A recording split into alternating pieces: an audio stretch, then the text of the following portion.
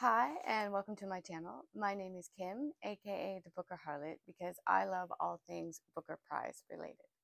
So it is 2023, of course you know that, and the shortlist has been announced. So this is part 4 of the Best of the Booker, in which I cover all of the Booker Prize and pick my top 13 for each part.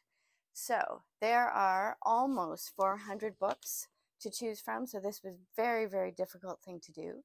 And this is the last part, so we will be covering the Booker Dozen, which actually consists of 13 books. And I've just done this in chronological order to make it easier. So this segment will cover 2020 to 2022, and let me tell you, these were stellar years. So let's get going.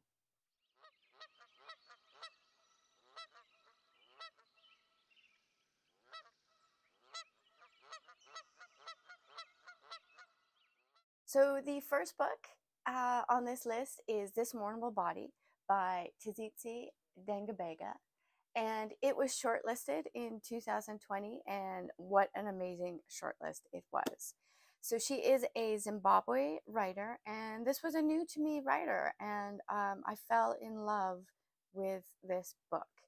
So this is the third in a trilogy. The first is Nervous Conditions, which I have not read yet, but I'm going to get to, and I can't wait to get to. And this is told in the second person in 3 parts. And second person is very difficult to do. When you are constantly reading you, it comes off as either a confession, or you can feel as a reader that it's being accusatory. You did this. So difficult to pull off, but she does this amazingly. So the main female character, which is the main character for all of the 3 books, her name is Tim Budsey, and she needs to rebuild her financial and social status that she spent her youth working for. This is most definitely a psychological journey. It is an examination of race, gender, and class in Zimbabwe, and it is about the strength of ambitious women. And this is one of the most unique books I have ever come across, which is why I can't wait to get to her first 2. And it is extraordinarily written. The second novel in this list is Burnt Sugar by Avneet Doshi. This was shortlisted in 2020 as well. And look at this amazing cover and these end pages. I mean, it is absolutely stunning. Now, this was a debut novel, and the author is from India, and when it was first published in India, it was called Girl in White Cotton. And it has the most amazing blurb. I don't normally read blurbs, but I think that this really defines the book. It says, "Sometimes I refer to Ma in the past tense, even though she is still alive. I am grieving, but it's too early to bury the body." So quite haunting, quite harrowing, with a sense of humor, which is how I would describe this book. So it's told in the first person, and the narrative takes place between 1981 and 2003, with flashbacks to the 2 main female characters' youth and their coming of age and growing older. Anna Tara is the main character, and she is a daughter and a wife, and it's about her complicated relationship with her mother Tara, who is suffering from cognitive decline. This is largely about the stories we tell ourselves and how that becomes reality. It is sharply told, but it's very witty. It's an examination of jealousy, obsession, and betrayal. This is very much a complicated love story, and there are toxic relationships. I find this to be a very dark novel, and it is about marriage, motherhood, art, illness, and the fight for one's sense of self. So the third book is The Shadow King by Maisa McGinsey. It was also shortlisted in 2020. And this is another book that I wish more people talked about. I thought that this was absolute genius. So it takes place in Ethiopia in 1935, and it is about Mussolini's invasion. It alternates in the third person between the 1970s and the 1930s, and there are descriptions of photos and choruses interspersed throughout the narrative. This is epic in scale, and it is about the true tale of women taking up arms to defend themselves and defend their country. It's historical fiction based on real events. The author is from Ethiopia, and she was intrigued by the stories that her family told her about Ethiopia. It is an exploration of female power and what it means to be a woman at war. And she is giving voices to women who have been erased by history in such a poignant and sensitive and lyrical way. This is haunting and very skillfully told. So the fourth book is Real Life by Brandon Taylor, and this was also shortlisted in 2020. So can you imagine the competition? So this is a campus novel. It takes place over the course of a weekend. It is a debut novel. It's a coming of age story, and it's told in 10 parts in the third person. Now it centers around the main character by the name of Wallace, who is a lab student, and he is coming to terms with his past, his life as it is at the moment, his social sphere, as well as his sexuality. This is largely about the cost of self-preservation and self-isolation. And over this weekend, everything comes to a head for Wallace. It is an amazingly paced novel. It is quite poetic at times. It is very claustrophobic and extremely tense. I couldn't help but be gripped by Wallace's character and what was going on in him and around him. It is about injustice and moral uncertainty. The prose is wonderful, and this book really asks the questions as to who is entitled to pain, how useful is an apology, and if we share our feelings, can we be freed from them? So we are moving on to 2021 with The Promise by Damon Galgut. This was the winner that year, and I was totally on board for that. I love this book. So this author has been twice shortlisted for the Booker, once for The Good Doctor that I read and I loved, and another time for In a Strange Room, which I have not read. He is a South African novelist, and this is set in South Africa. Now, this is about a family haunted by an unmet promise. It takes place in 4 parts, and each part centers around a different character. And it takes place over 3 funerals, over 3 decades, and it's quite a short novel considering that span of time. And this is a haunting, epic drama. It is very tense, and I actually got mad at the characters for always doing the wrong thing. So it certainly will evoke emotion in the reader, at least it did for me. There is also the shadow of colonialism and its horrible effects. And the combination of horror and comedy is masterfully done. I could not put this book down.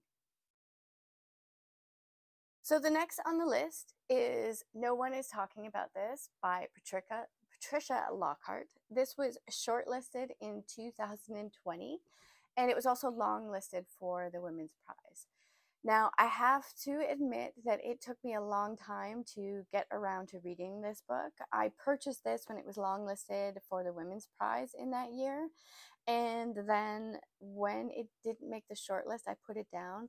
I don't often get along with books about social media, but let me tell you, I wish I had picked up this book earlier.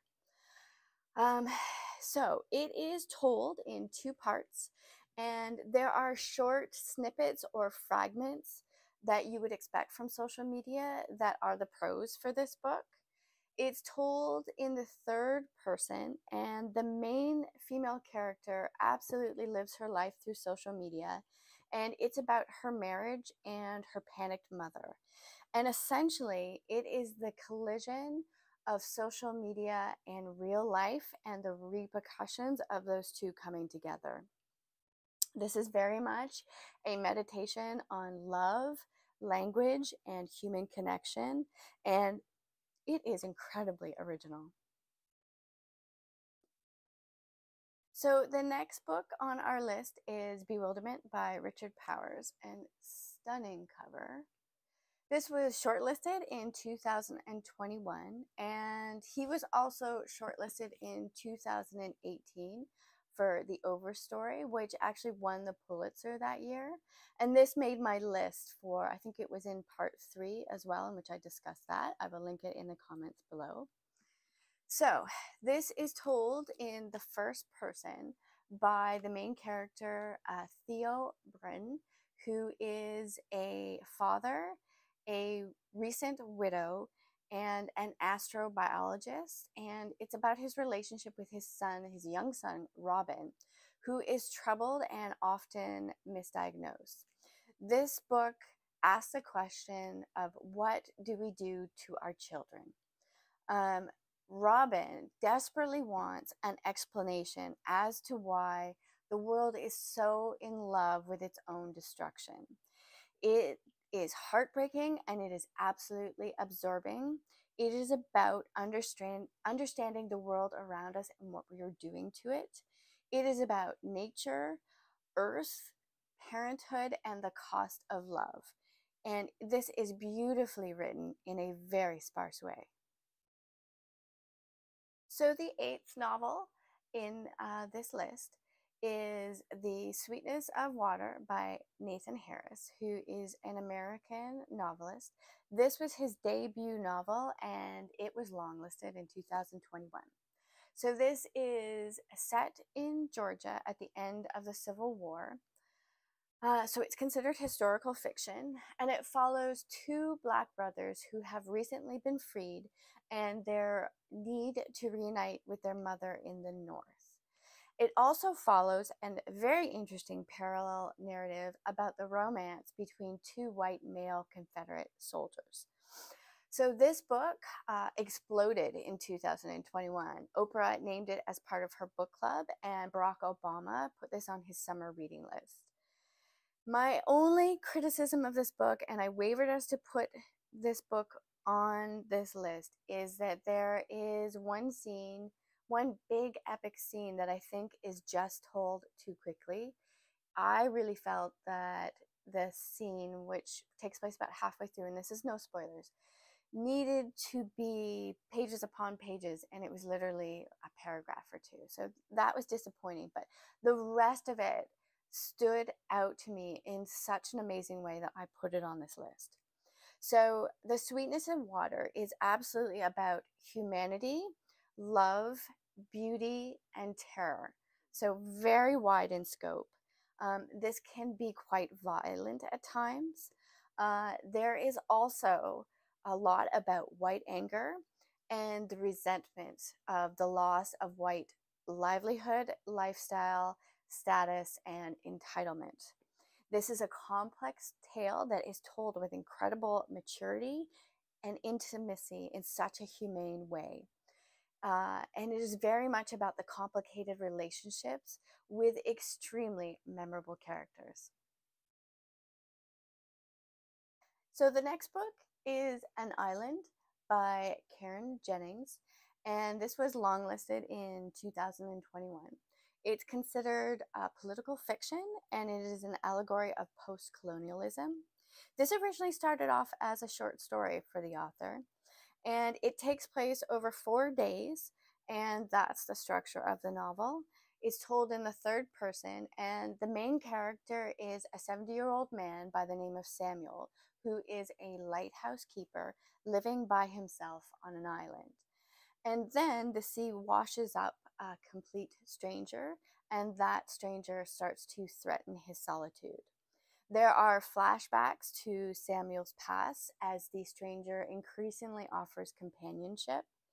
This is very haunting, and it brilliantly evokes a sense of place.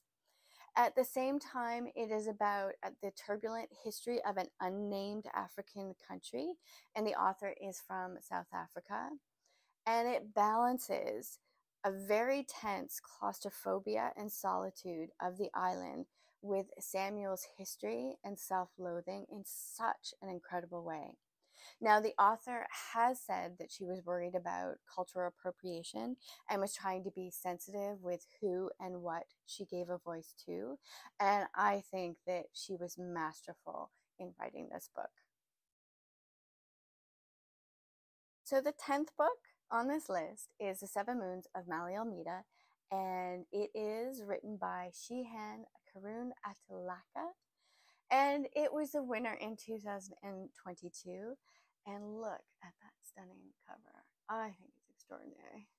Now, this was originally called Chats with the Dead, and it is set in Colombia, Sri Lanka in 1990.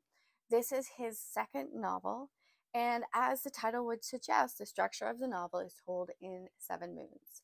Now, the main character, Mali Almeida, he is a war photographer, or he was a war photographer, a gambler, and he's hiding his homosexuality, and he has been killed. And he has 7 moons to contact his loved ones and lead them to his hidden photographs that will change Sri Lanka. Now, this is one of the most unique books I have read. It is witty and disturbing at the same time. There is ever-changing prose and settings. It's extremely engrossing and beautifully written. The imagery in this novel is stunning. It can be quite angry at times, and that seems to be directed towards Sri Lanka's civil wars. This is a combination of a ghost story, a crime novel, a political satire, and it is about friendship and grief, and I could not put it down when I read this. So the 11th book in this list is The Trees by Percival Everett. It was shortlisted in 2022. And this was a new to me American author, even though this gentleman has written over 30 books. So this is told in the third person over 108 chapters. It is a tale of revenge set in the American Deep South in Mississippi in a town called Money. It starts with a pair of detectives who arrive to investigate a murder, and then a second body is found, and then there are a series of murders that all have similar patterns.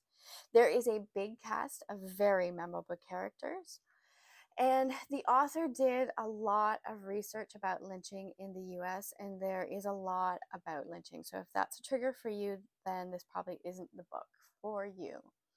This is very much like The 7 Moons of Mali Almeida. It's a combination of a crime, whodunit, and horror and comedy, which, I mean, that is so hard to do, but this is masterfully done. And when I was reading this, I experienced all of the emotions. This book made me laugh. This book made me angry. It made me sad. And it is very hard-hitting in terms of lynching and the genocide that took place during that time. It is an absolutely unforgettable novel. So the next book on this list, and the 12th, is Case Study by Graham McCrae Burnett. This was longlisted in 2022, and he was previously shortlisted for another one of his novels called His Bloody Project. Now, this has a very unique structure, so hang on with me while I try to get your minds and my minds around it. This is considered psychological drama. Now, it starts off with a preface by the author himself, and it starts off in 2019, and the author explains that he had been presented with a series of notebooks of the psychotherapist Collins Braithwaite. Now, the structure is told with the notebooks being researched or explained, and it's intersected by the story of Zelda, and that takes place in 1965 in London. And Zelda thinks that Braithwaite, who was counseling her sister, thinks that he drove her to suicide. And she takes on a false identity and starts counseling with Braithwaite in order to prove that he did this. Now, Zelda soon starts questioning everything including her world and herself and her interpretation of both of them. This book is absolutely mind-blowing, and if you take a close look at the cover, it's a bit like what happens to your mind when you read this book. It is like going down a rabbit hole. There are surprisingly funny moments in this book, and it is extremely tense, and it is filled with instability and shifting perspectives. This is very mysterious and extremely brilliant. So the 13th and last book on this list is After Safo by Selby Wynne Schwartz. This was longlisted in 2022, and it is a stunning debut. This is considered to be historical fiction as well as biographical fiction. It starts off in the 1870s and it spans over 15 years to the 1920s. It is told in a series of vignettes, which I love, but a lot of people hate, with a multitude of female voices featuring feminists, saphists, and artists. It is about the battle for liberation, justice, and control over their own lives. It has voices of Sarah Bernhardt, Colette, and Virginia Woolf. It is essentially about creativity and freedom. The author plays with form in such an interesting and new way.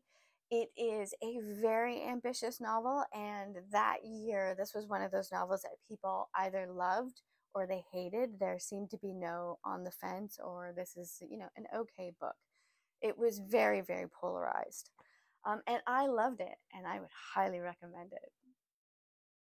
So that is part 4 of the Best of the Booker, and thank you so much for joining me and spending your time with me. As I always say, the books are magic, and the Booker Prize is magic, and it absolutely changed my reading life when I discovered it 30 years ago. So thanks again to the Booker Prize and all of the Booker judges and all of the Booker people who love it. And please comment in the description box below if you have read any of these books, if what I have said changed your mind and you're going to pick some up, and what are your reading plans for the Booker? Are you going to read the Booker shortlist? Because there's a lot of time to do it this year if you are so inclined and ambitious. So I will link all of the videos in the description box below. Please like and subscribe. It really helps out my channel. And I look forward to seeing you in my next video. Bye.